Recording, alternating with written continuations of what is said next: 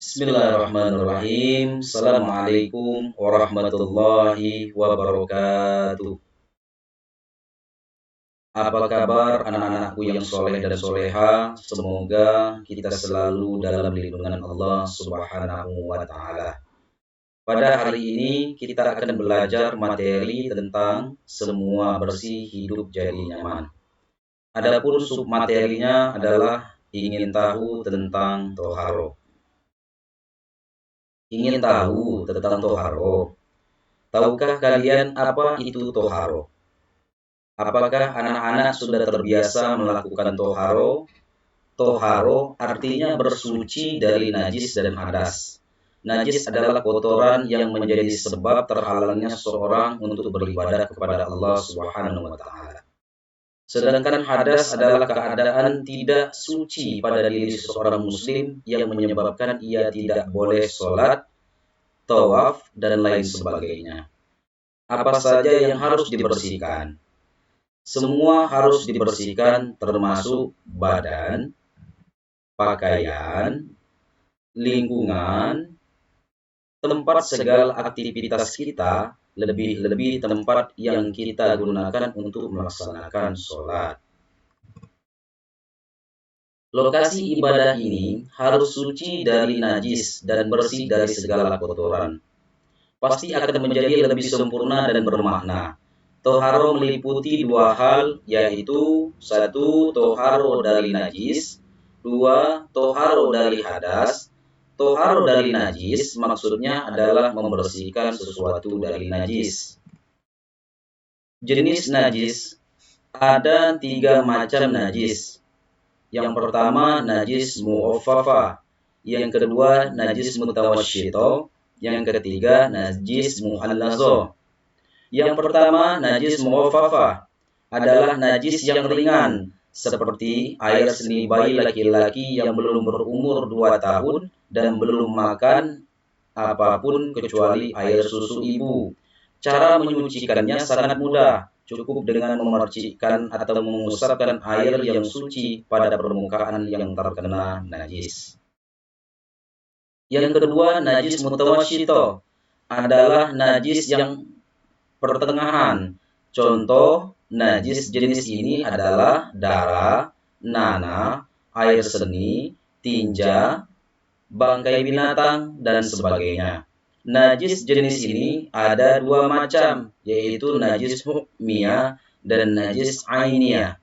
Najis hukmiyah diyakini adanya tetapi tidak nyata wujudnya, bau, dan rasanya.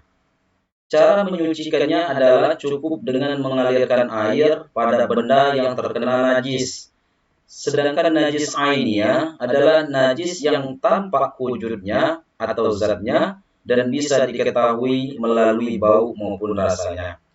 Cara menyucikannya adalah dengan menghilangkan zat, rasa, warna, dan baunya dengan menggunakan air yang suci. Yang ketiga, najis mukhallazo adalah najis yang berat. Najis ini bersumber dari anjing dan babi. Cara menyucikannya melalui beberapa tahap, yaitu dengan membasuh sebanyak 7 kali. 1 kali diantaranya menggunakan air yang dicampur dengan tanah. Jenis hadas. Nah, kalian sudah mengetahui cara bersuci dari najis. Selanjutnya, bagaimana cara bersuci dari hadas? Hadas ada 2 macam, yaitu hadas kecil dan hadas besar. Kita terkena hadas kecil apabila mengalami atau melakukan salah satu dari 4 hal, yaitu 1. Keluar sesuatu dari kubul atau kemaluan dan dubur. 2. Hilang akal, contohnya tidur. 3. Bersentuhan kulit antara laki-laki dan perempuan yang bukan muhrimnya. Dan yang keempat, menyentuh kubul atau kemaluan dan dubur dengan telapak tangan. Cara menyucikan hadas kecil dengan berwudu. Apabila tidak ada air atau karena suatu hal, maka bisa dengan tayamum. Bagaimana dengan hadas besar? Kita terkena hadas besar apabila mengalami atau melakukan salah satu dari 6 perkara. yaitu satu, berhubungan suami istri atau bersetubuh. Kedua, keluar mani. Ketiga, haid atau menstruasi. 4, melahirkan. 5, nifas. Dan 6, meninggal dunia.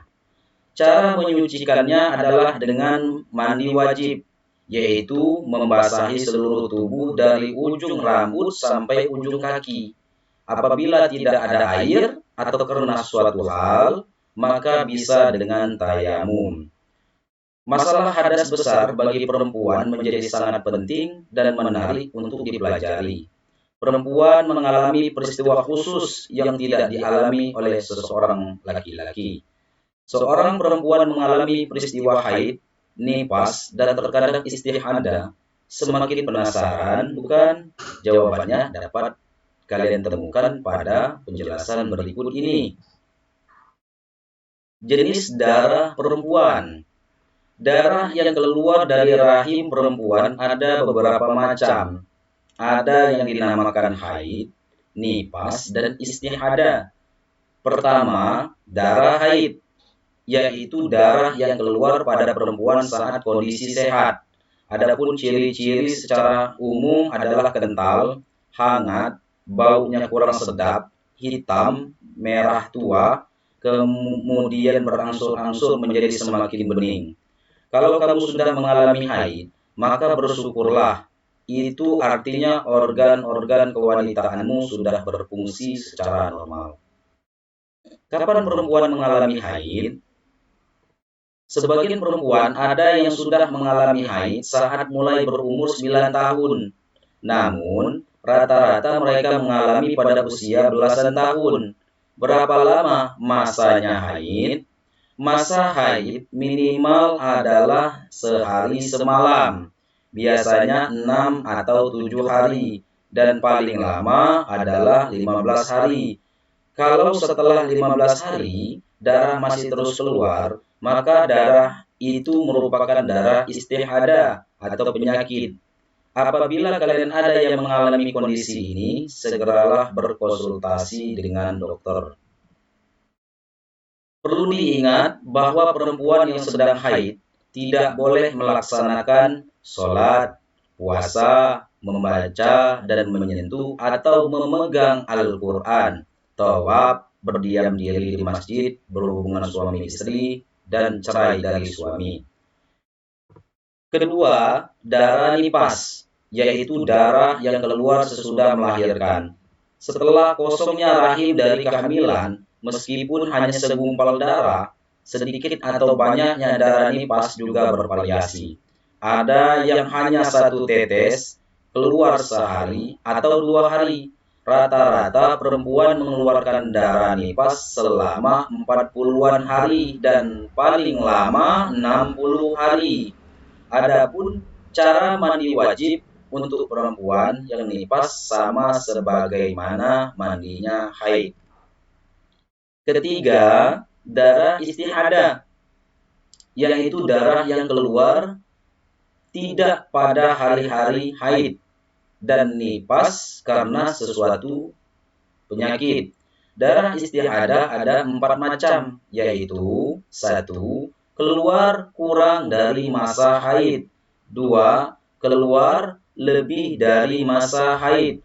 3. Keluar sebelum usia haid atau setelah masa menopause. 4. Keluar lebih lama dari maksimal masa nifas. Seseorang perempuan mengeluarkan darah istihadah tetap harus melaksanakan kewajiban sholat dan puasa. Apabila hendak sholat, maka bersihkan darah itu. Pakailah pembalut, kemudian ambillah air wudhu. Demikianlah materi kita pada hari ini. Semoga bermanfaat bagi kita semua. Pak akhiri dengan wassalamualaikum warahmatullahi wabarakatuh.